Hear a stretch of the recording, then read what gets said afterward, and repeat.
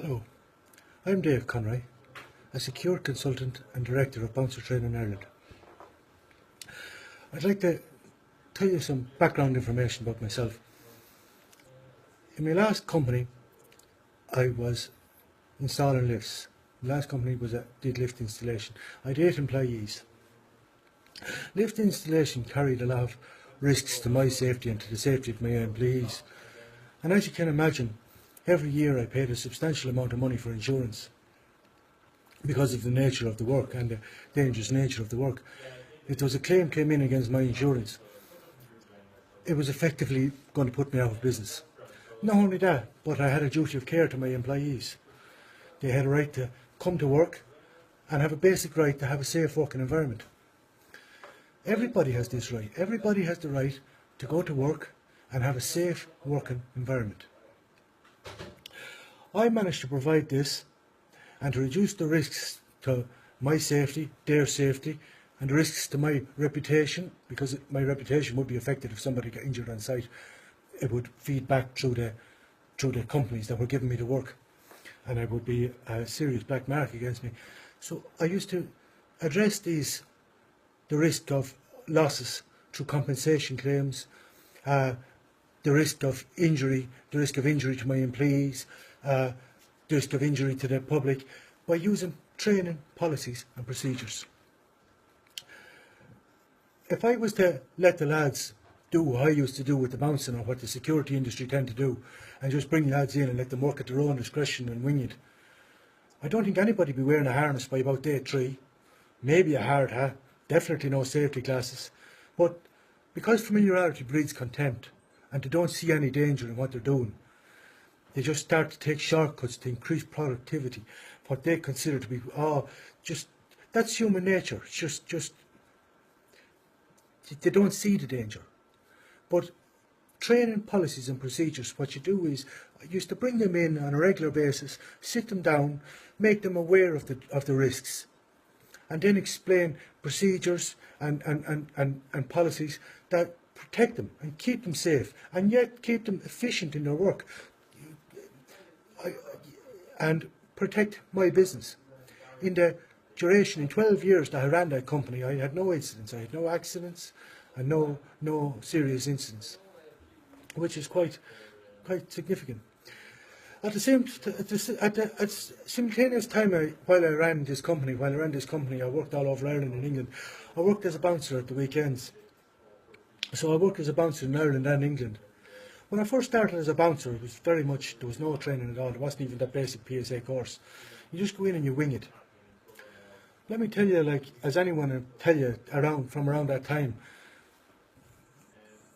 there was a lot of things that went on if you're bringing someone out, and you know that the adrenaline kicks in, the heat of the moment kicks in, and a lot of things often went wrong. And yes, you get away with them, and sometimes lads didn't get away with them, and that ended up in convictions, and ended up in bouncers being perceived in a poor light.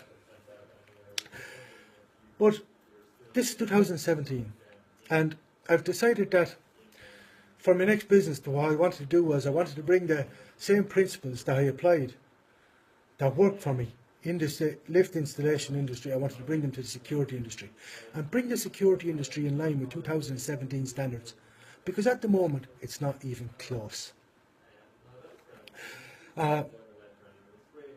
There's a way of doing every job efficiently and properly, and training, that's what training is about.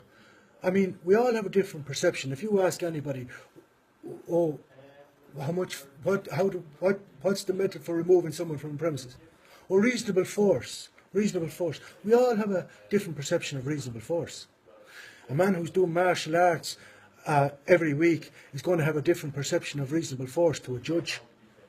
At the end of the day, the only opinion that matters is the judges and the juries, what reasonable force is. We all have a different perception of what we consider safe, because we all have different abilities. I might consider at an acceptable risk to go in and deal with a bottle and glass incident.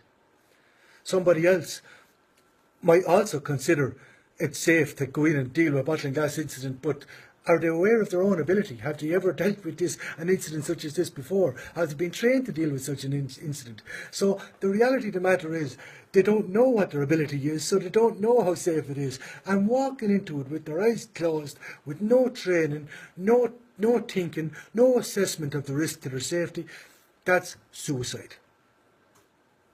That's deadly. That's very dangerous. And this is where training, policies and procedures come in. Training allow you not only to assess your own ability. How am I fixed to deal with this? Training allows you to assess that in a controlled environment. It also allows your employers to assess your strengths and weaknesses and build a security plan based on the strengths and weaknesses of his employees. I find it ironic that the security industry seem very slow on the uptake for training, policies and procedures. We have the basic PSA course, and they cover their ass by saying, oh yeah, additional training is supposed to be provided by the employer where there's a risk of violence. That's nearly every security job. But yeah, they're not enforcing the additional training. But companies shouldn't need to be forced to provide this additional training. It also puts in place protection for their company, because every security company can absorb about 2 hits. And I find it ironic that security companies have been brought in to manage the losses of establishments and pubs and nightclubs. For instance, working good security is loss prevention, loss from theft, fire, damage, compensation claims, business, reputation. But yet, they can't seem to assess the risks to their own industry, or risk of losses in their own industry, and put in place mitigating strategies to address them. Because training, policies and procedures significantly reduces or eliminates the threats to their insurance and provides a safe working environment for their employees. But it's a win-win across the board. Plus you get a better standard of employee. You're providing a better standard of employee. Nobody, you don't have to employ somebody and wonder what's he going to do in such and such a situation, because really you don't know. So why wait? I mean, is it not better off to run a drill? The same as the army, the fire brigade, every other industry, run a drill, see how they get on, see how they can react, see how they can cope. Because letting them wing it, let me tell you, could very easily result in a big hit to the insurance of the establishment. Here's hoping to a more professional industry and a better standard of employee. That's the ethos of our company. We want to reduce the risks to the safety of employees working in the security industry and improve the standard, a more professional industry.